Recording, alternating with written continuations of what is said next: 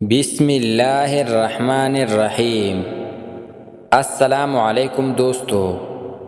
ایک سفید ریش آدمی اور میاں بیوی کا واقعہ۔ خطبات فقیر میں ایک واقعہ ذکر ہے کہ ایک صاحب کی اپنی بیوی کے ساتھ کچھ انبن ہوئی۔ ابھی جھگڑا ختم نہیں ہوا تھا کہ اسی اثنا میں ان کا مہمان آ گیا۔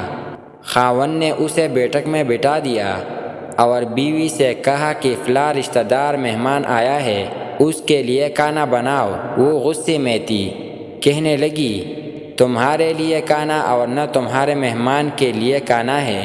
وہ بڑا پریشان ہوا کہ لڑائی تو ہماری اپنی ہے، رشتہ دار کو پتہ چل گیا تو خواہ کی باتیں ہوگی، لہٰذا خاموشی سے آ کر مہمان کے پاس بیٹھ گیا۔ اتنے میں اسے خیال آیا کہ چلو بیوی اگر روٹی نہیں پکاتی تو سامنے والے ہمارے ہمسائے بہت اچھے ہیں، خاندان والی بات ہے، میں انہیں ایک مہمان کا کھانا پکانے کے لیے کہہ دیتا ہوں۔ چنانچہ وہ ان کے پاس گیا اور کہنے لگا کہ میری بیوی کی طبیعت خراب ہے، لہٰذا آپ ہمارے مہمان کے لیے کھانا بنا دیجیے۔ انہوں نے کہا جتنے آدمیوں کا آپ کہتے ہیں کھانا بنا دیتے ہیں۔ وہ مطمئن ہو کر مہمان کے پاس آ کر بیٹھ گیا کہ مہمان کو کم از کم کھانا تو مل جائے گا، جس سے عزت بھی بچ جائے گی۔ تھوڑی دیر بعد مہمان نے کہا کہ ذرا ٹھنڈا پانی تو لا دیجیے۔ وہ اٹھا کہ گھڑے کا ٹھنڈا پانی لاتا ہو۔ اندر گیا تو دیکھا بیوی صاحبہ تو زار و قطار رو رہی تھی۔ وہ بڑا حیران ہوا کہ یہ شیرنی اور اس کے آنسو۔ کہنے لگا کیا بات ہے؟ اس نے پہلے سے بھی زیادہ رونا شروع کر دیا۔ کہنے لگی بس مجھے معاف کر دے۔ وہ بھی سمجھ گیا کہ کوئی وجہ ضرور بنی ہے۔ کہنے لگا کہ بتاؤ تو صحیح کیوں رو رہی ہو؟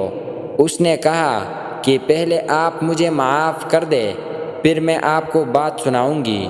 خیر اس نے کہہ دیا کہ جو لڑائی جھگڑا ہوا ہے میں نے وہ دل سے نکال دیا ہے اور آپ کو معاف کر دیا ہے۔